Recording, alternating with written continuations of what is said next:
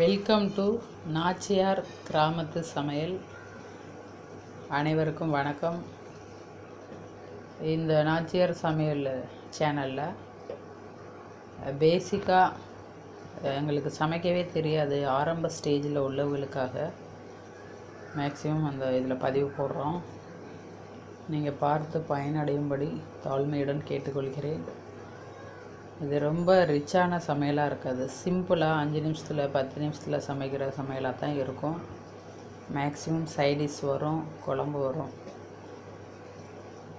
குயிக்காக செய்கிற ஐட்டங்கள் தான் இதில் வரும். நீங்கள் பார்த்து பயனடைங்க. வாங்க இப்போ வீடியோக்குள்ளே போகலாம். இன்றைக்கி நம்ம சாதம் எப்படி வடிக்கிறது, கிராமத்துலலாம் வடித்து தான் சாப்பிடுவாங்க. ஆனால் சிட்டியில் வந்து குக்கரில் வச்சு சாப்பிட்ற குக்கர் சாதம் அவ்வளவு நல்லது கிடையாது. ஏன்னா அதனுடைய தண்ணி எல்லாம் அந்த அரிசியோடு சேர்ந்து வேகிறதுனால கொலஸ்ட்ரால் அதிகமாக இருக்கிறதோட கார்போஹைட்ரேட்டும் அதிகமாக இருக்கும். அதனால் வடித்து சாப்பிடுங்க. டைம் ஆகுதுன்னு நினைக்காதீங்க, வடித்து சாப்பிட்றது தான் பெஸ்ட்டு. வடித்து சாப்பிட்றவங்களுக்காக நான் அந்த பதிவு போடுறேன், நீங்கள் பாருங்கள். ஃபஸ்ட்டு இது வந்து இந்த உலக்கில் இது கால்படி உலக்கு பாருங்கள், இது கால்படி உலக்கு. இந்த உலக்கில் 1.5 உலக்கு தான் இந்த பானை வேகும். அதை நீங்கள் பார்த்து பெரியவங்க அம்மா அத்தைமார்கிட்ட கேட்டு நீங்கள் வாங்கி செய்யுங்க. புதுசாக கல்யாணம் பண்ணவங்களுக்காக நான் இதை போடுறேன். கல்யாணம் பண்ணி சமையலே தெரியாதவங்க இப்போ தான் புதுசாக கற்றுக்கிறாங்க அப்படிங்கிறவங்களுக்காக தான் நான் போடுறேன். இந்த பானை வந்து இந்த கால்படியில் 1 உலக்கும் 1/2 உலக்கும் அரிசி வேகும். 1.5 உலக்கு அரிசி வேகிற பானை இது. 1.5 உலக்கு அரிசி எடுத்து நான் ஊற வச்சுருக்கேன்.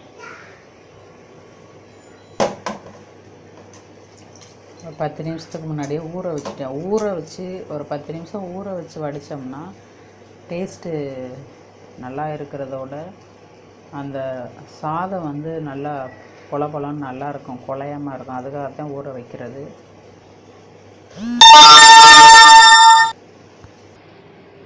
இந்த படியில் 1.5 உலக்கு அரிசி நான் எடுத்துருக்கேன். 10 நிமிஷத்துக்கு முன்னாடி ஊற வச்சுருக்கேன். ஊற வச்ச தண்ணியை நீங்கள், அதாவது இது அரிசி களைஞ்ச தண்ணி அப்படின்னு சொல்லுவாங்க, கழனி தண்ணி அப்படின்னு சொல்லுவாங்க வில்லேஜிலலாம். இந்த கழனி தண்ணி வந்து எல்லா குழம்புக்குமே புளி கரைச்சி ஊற்றலாம். எல்லா குழம்புக்குமே நீங்கள் ஊற்றலாம்.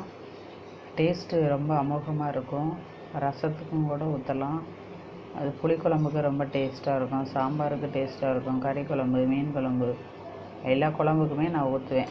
ஃபஸ்ட்டு ஒரு வாட்டி நம்ம அலசி கீழே ஊற்றிடணும், ஏன்னா குப்பையாக இருக்கும் அந்த அரிசியில் உள்ள குப்பை. 2வது தடவை தண்ணியை ஊற்றி நல்லா களைஞ்சிட்டு அந்த தண்ணியை நம்ம எடுத்து வச்சுக்கிறோம்.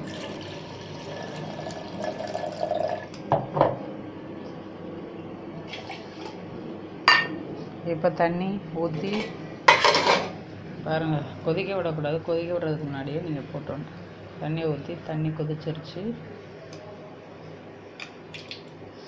கொதிச்சா அந்த அடுப்பில் உள்ள பானை வந்து திட்டுமா, என்னையே கொதிக்க வர்ற சீக்கிரமே அரிசியை போடு அப்படின்னு கேட்டுக்கிறோமா. அதனால் நீங்கள் தண்ணியை அந்த பானையில் வச்சு கொதிக்கிறதுக்கு முன்னாடியே நீங்கள் அரிசியை களைஞ்சி 10 நிமிஷம் ஊற வச்சு போட்டுறணும். நான் இப்போ களைஞ்சி இதில் ஊற்றுறேன்.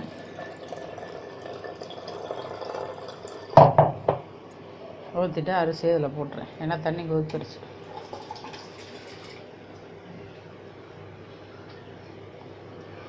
நீங்கள் அளவுக்கு ஏற்றாப்புல அந்த பானையை வச்சுக்கிறங்க. காப்படி அரிசிக்கு பெரிய 1 படி அரிசி பானையெல்லாம் வைக்கக்கூடாது. அளவாக வைங்க. அளவாக வைக்கிறது தான் குடும்பத்துக்கு நல்லதான், அதனால் சொல்கிறேன். இப்போ தண்ணி நிறையா வந்துருச்சு. இன்னும் இந்த அரிசி இதில் போகலை.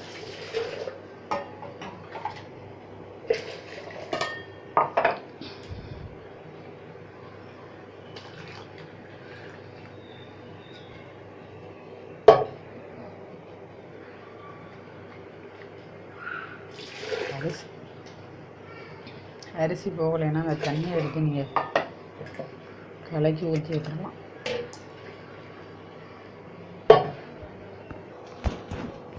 இப்போ பாருங்கள், அரிசியை போட்டுட்டோம், கொதித்து வரப்போகுது.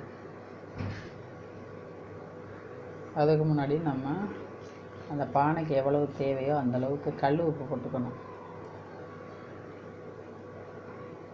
கல் உப்பு தான் அளவு கரெக்டாக தெரியும் எனக்கு, அதனால் கல் உப்பு போடுறேன். உங்களுக்கு எது அளவு கரெக்டாக தெரியுமோ அதை போட்டுக்கோங்க. ஒரு பானை தண்ணிக்கு ஓரளவு கல் உப்பு போட்டேன். இப்போ கொதித்து வரட்டும். அதுக்கு முன்னாடி மூடி வச்சிருவோம். கொதிக்கையில் அந்த மூடி எடுத்துடணும்.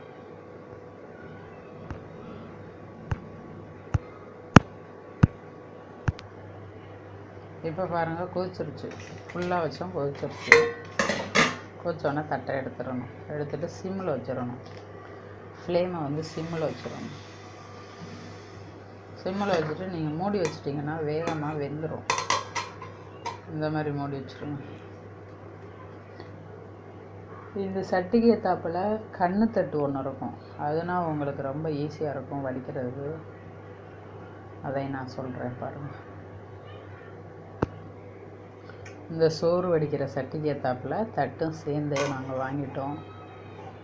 அதுதான் அந்த தட்டு கரெக்டாக இருக்கும் பாருங்கள். வடிக்கிறதுக்கும் கரெக்டாக இருக்கும். இப்போ மூடி இப்படி சைடில் தெரிகிறது மாதிரி சிம்மில் வச்சிங்கன்னா வேகமாக வெந்துடும். வெந்தோடனே நம்ம வடிச்சிட வேண்டியது. ரொம்ப ஈஸியான மெத்தேடு தான்.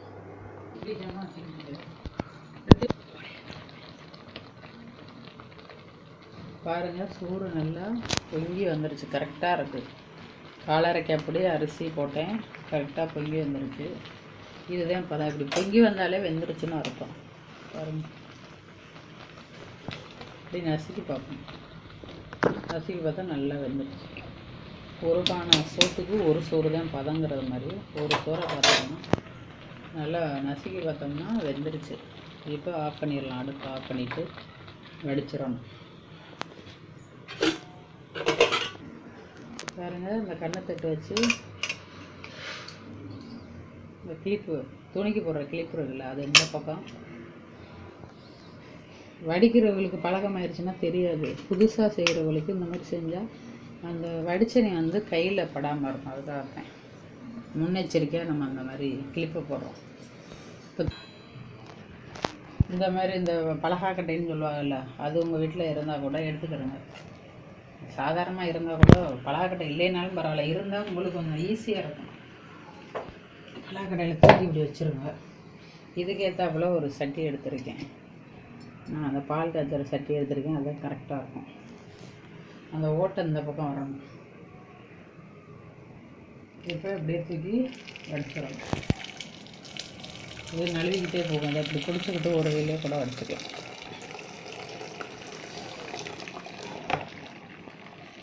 அவ்வளோதான். பாருங்கள், சூப்பராக வடிஞ்சிடும்.